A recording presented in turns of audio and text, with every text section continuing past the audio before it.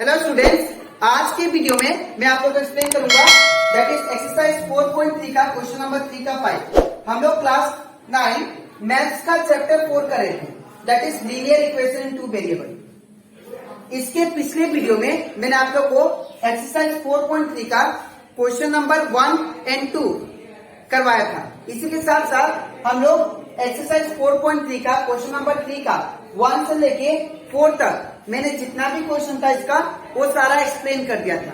ठीक है, तो अगर आपको सारा टॉपिक वो सारा क्वेश्चन अच्छे से सीखना है तो आप लोग उसको मेरे यूट्यूब चैनल में जाके उसको देख सकते हो।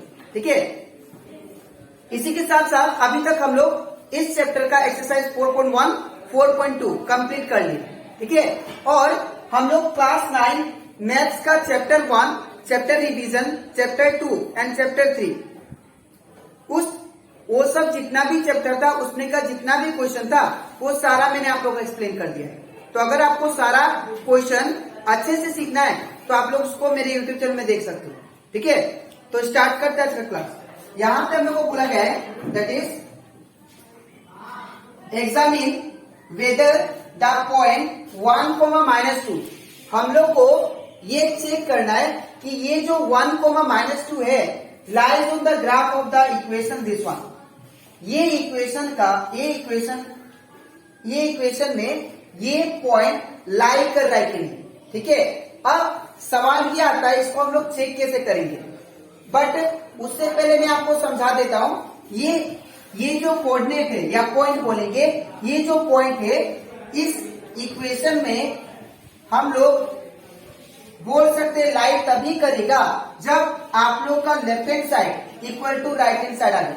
ठीक है, तो यहाँ पे अगर ये पॉइंट हम लोग जब पुट करेंगे इसमें, तो अगर इसमें का लेफ्ट हैंड साइड और राइट हैंड साइड अगर इक्वल आ जाता है तो हम लोग बोल सकते हैं कि ये पॉइंट क्या कर रहा है, इसमें लाई करता है। अदरवाइज अगर left hand side is not equal to right hand side आता है तो दैट मीन्स ये पॉइंट इस इक्वेशन में लाई नहीं करता है। ठीक है, तो हम लोग कैसे करेंगे, सबसे पहले गिवन लिखेंगे, गिवन पॉइंट क्या थी आप लोग को, दैट इज 1, -2। ठीक है, इसके बाद क्या करेंगे हम लोग, यहां से हम लोग x और y का वैल्यू निकाल लेते हैं। तो ये आपका पॉइंट है। ठीक है, तो देयरफॉर मैंने आप लोगों को एक्सप्लेन किया था जो भी पॉइंट देगा या कोऑर्डिनेट देगा, आप लोग का जो फर्स्ट वैल्यू होगा वो हमेशा x का होता है और दूसरा वाला y का। तो यहाँ पे x का वैल्यू क्या है, दैट इज 1 और y का वैल्यू क्या है, दैट इज -2। ठीक है, अब हम लोग इक्वेशन को लिखते हैं। तो इक्वेशन क्या दिया है, दैट इज 3x - 2y = 7। ठीक है, अब 3 का 3 कुछ नहीं मतलब इंटू साइन, x का वैल्यू क्या दिया है, in place of x 1 put करेंगे बिकॉज x का वैल्यू 1 दिया है। तो यहाँ पे x की जगह पे 1 माइनस 2 का 2 कुछ नहीं मतलब इंटू साइन, y का वैल्यू कितना दिया है, दैट इज -2। तो इन प्लेस ऑफ y का पुट करेंगे -2 इक्वल टू 7 का 7। ठीक है, अब ये 3 1 का कितना होगा 3।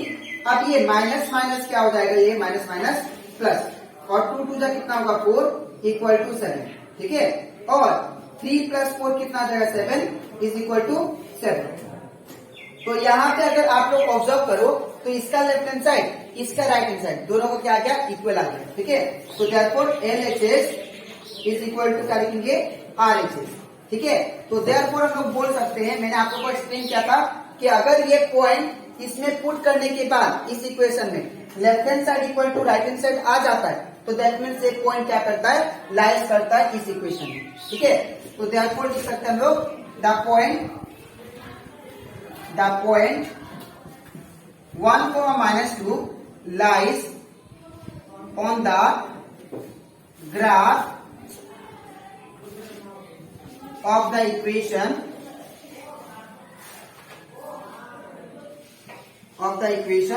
that is 3x - 2y = 7। ठीक है, तो ये कंप्लीट हो जाता हमारा एक्सरसाइज 4.3 का क्वेश्चन नंबर 3 का पार्ट नंबर। अब इसके नेक्स्ट स्लाइड में मैं आप लोग को एक्सप्लेन करूंगा दैट इज क्वेश्चन नंबर 3 का 6 नंबर। ठीक है, फिर इसके बाद एक्सरसाइज 4.3 का क्वेश्चन नंबर 3 का 6 नंबर। ठीक है, अब यहाँ पे हम लोग को जो मैंने आप लोग को क्वेश्चन नंबर 3 का 5 करवाया था वैसे ही सेम टू सेम ये क्वेश्चन भी है, ठीक है। उसमें क्या करना था हम लोग को कि जो आपको पॉइंट की वैल्यू था वो इस इक्वेशन में लाई कर रहा है कि नहीं वो चेक करना था, ठीक है। इसमें भी क्या है, हम लोग को पॉइंट क्या दिया ये वाला, ठीक है, और ये इस इक्वेशन में लाई करेगा कि नहीं वो आपको बताना, ठीक है। तो कैसे करेंगे ध्यान से देखिए। सबसे पहले यहाँ पे गिवन क्या दिया है, that is -3,2 given point equal to -3,2, ठीक है। अब ये जो वैल्यू होता है पहला वाला, ये किसका वैल्यू होता है, x का, तो यहाँ पे क्या होगा, x इक्वल टू -3, ठीक है। और b इक्वल टू क्या होगा, दैट इज सॉरी b नहीं, ये दूसरा वाला किसका वैल्यू होता है, y का, तो y इक्वल टू क्या होगा 2, ठीक है। अब इसके बाद हम लोग क्या करना है, ये इक्वेशन को लिखना है। तो जब ये इक्वेशन को लिखेंगे 4x plus 7y equal to 9, ठीक है। अब यहाँ पे आपको x और y का वैल्यू प्लेस करना है। तो यहाँ पे 4 का 4 कुछ नहीं मतलब इंटू साइन, x का वैल्यू क्या दिया -3, तो यहाँ पे क्या होगा -3, प्लस 7 का 7 कुछ नहीं मतलब इंटू साइन, y का वैल्यू क्या दिया 2, तो यहाँ पे क्या होगा 2, ठीक है। इक्वल का इक्वल, 9 का 9। अब इसके बाद अब ये जो 4 है इंटू -3 होगा, 4 इंटू -3 कितना होगा, दैट इज -12, ठीक है। इसके बाद प्लस का प्लस, फिर ये 7 into 2 it become 14 equal to ये 9 का 9, ठीक है। अब इन दोनों में से बड़ा कौन है, तो इन दोनों में से बड़ा 14 है, ठीक है। तो 14 के आगे क्या साइन है, प्लस है, तो आंसर भी कितना आएगा, प्लस में, ठीक है। तो 14 - 12 इट बिकम 2, ठीक है, इक्वल टू 9। अब हम लोग जानते हैं 2 इज इक्वल टू 9 नहीं हो सकता, ये क्या है 2 इज नॉट इक्वल टू 9। तो यहाँ पे हम लोग क्या बोल सकते हैं, LHS जो है वो नॉट इक्वल है RHS का, ठीक है। तो यहाँ पे ये पॉइंट इस इक्वेशन में लाई तभी करता जब इस पॉइंट को इसमें पुट करने के बाद left hand side equal to right hand side आता, लेकिन यहाँ पे क्या गया, left hand side is not equal to right hand side, इसीलिए हम लोग क्या लिखेंगे, therefore the point -3, -2 does not lies on the graph of the equation that is 4x plus 7y equal to 9, ठीक है। तो ये कंप्लीट हो जाता हमारा, दैट इज एक्सरसाइज 4.3 का क्वेश्चन नंबर 6, ठीक है। अब इसके नेक्स्ट स्लाइड में मैं आप लोग को क्वेश्चन नंबर 3 का लास्ट क्वेश्चन कराऊंगा, दैट इज क्वेश्चन नंबर 7, ठीक है। तो इसके बाद एक्सरसाइज 4.3 का दैट इज क्वेश्चन नंबर 3 का 7 नंबर, ठीक है। ये क्वेश्चन नंबर 3 का लास्ट क्वेश्चन है। क्वेश्चन नंबर 3 में आप लोग को 1 से लेके 7 तक क्वेश्चन दिया था, ठीक है। तो जिसमें से हम लोग 1 से लेके 6 तक कर लिए और लास्ट क्वेश्चन बचा दैट इज क्वेश्चन नंबर 7, ठीक है। अब इसको कैसे करेंगे, क्या दिया देखिए, right the condition under which the graph of ax plus by plus c equal to 0 passes through the origin. ऐसा कौन सा कंडीशन है जहां पे ये जो इक्वेशन है ये आप लोग का ओरिजिन से पास होता है, ठीक है। अब वो कंडीशन को हम लोग कैसे निकालेंगे, आप लोग ध्यान से देखो, ठीक है। सबसे पहले आप लोग को गिवन क्या दिया है, गिवन दिया आप लोग को इक्वेशन, गिवन इक्वेशन दिया, क्या दिया, ax plus by plus c equal to 0। और ये जो इक्वेशन है किससे पास हो रहा है, ओरिजिन से। तो लिखेंगे since the equation is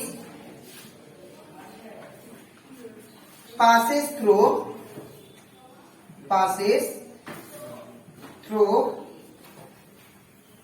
origin। अब हम लोग जानते हैं ओरिजिन का मतलब क्या होता है। ओरिजिन का मतलब जैसे कि ये y एक्सिस हो गया, ये x एक्सिस, तो ये जो सेंटर पोजीशन होता है इसको हम लोग क्या बोलते हैं, ओरिजिन। और ये ओरिजिन का जो कोऑर्डिनेट होता है, जो पॉइंट होता है, वो क्या होता है, एक्स भी 0 वाई भी 0, है ना। तो यहाँ पे ओरिजिन के ब्रैकेट के अंदर क्या आ जाएगा, 0,0, ठीक है। तो जब भी आपको बोले क्वेश्चन में ओरिजिन, तो आप लोग ख्याल रखना कि ओरिजिन मतलब 0,0 कोऑर्डिनेट होगा उसका, ठीक है, जो कि यहाँ पे लाई करता है, ठीक है। अब हम लोग क्या करेंगे, 0,0 जो है ये इस इक्वेशन में पुट करेंगे, लेकिन उससे पहले हम लोग यहाँ से एक्स और वाई का वैल्यू निकाल लेते हैं। अगर आप लोग ध्यान दो, मैंने आप लोग को पिछला क्वेश्चन में बोला था कि अगर आपको कोई भी कोऑर्डिनेट दे, तो ये जो पहला वाला होता है वो हमेशा एक्स का वैल्यू होता है, और दूसरा वाला क्या होता है, वाई का। तो यहाँ पे पहला वाला क्या है, एक्स, और दूसरा वाला वाई। तो यहाँ पे एक्स का वैल्यू कितना हुआ, 0, ठीक है, एक्स का वैल्यू 0, और वाई का वैल्यू भी 0, और वाई का वैल्यू भी 0, ठीक है। अब ये एक्स का वैल्यू 0, वाई का वैल्यू 0 हम लोग इसमें प्लेस करते हैं, ठीक है, इस इक्वेशन में। तो क्या होगा, ax plus by plus c equal to 0, ठीक है। अब a का वैल्यू कितना है, इसका वैल्यू नहीं दिया a का, तो a रहेगा, कुछ नहीं मतलब इंटू साइन, x का वैल्यू कितना 0, तो एक जगह 0, ठीक है, प्लस का प्लस, b का b, कुछ नहीं मतलब इंटू साइन, y का वैल्यू कितना दिया है 0, तो इन प्लेस ऑफ y क्या बैठेगा यहाँ पे 0, ठीक है, प्लस का प्लस c। अब यहाँ पे c का तो कुछ वैल्यू नहीं दिया है, तो c का c रखेंगे इक्वल टू 0। अब a इंटू 0, ये क्या हो जाएगा 0, बिकॉज 0 इंटू एनीथिंग क्या होता है 0, प्लस फिर b इंटू 0 क्या होगा 0, प्लस c इक्वल टू 0, ठीक है। तो that means 0 plus 0 plus c, ये क्या आएगा आपका c इक्वल टू 0। इसका मतलब ये है कि ये जो कंडीशन है, जब c इक्वल टू 0 होगा, c इक्वल टू 0 होगा, ठीक है, c का वैल्यू 0 होगा, तो ये जो इक्वेशन का जो ग्राफ है, ठीक है, वो किससे पास होगा, ओरिजिन से, ठीक है। तो यहाँ पे याद रखिएगा, अगर आप लोग को 1 मार्क का भी क्वेश्चन ये पूछ सकता है डायरेक्ट कि right the condition under which the graph of this equation passes through origin, तो आप लोग क्या लिखना डायरेक्ट, c इक्वल टू 0, ठीक है।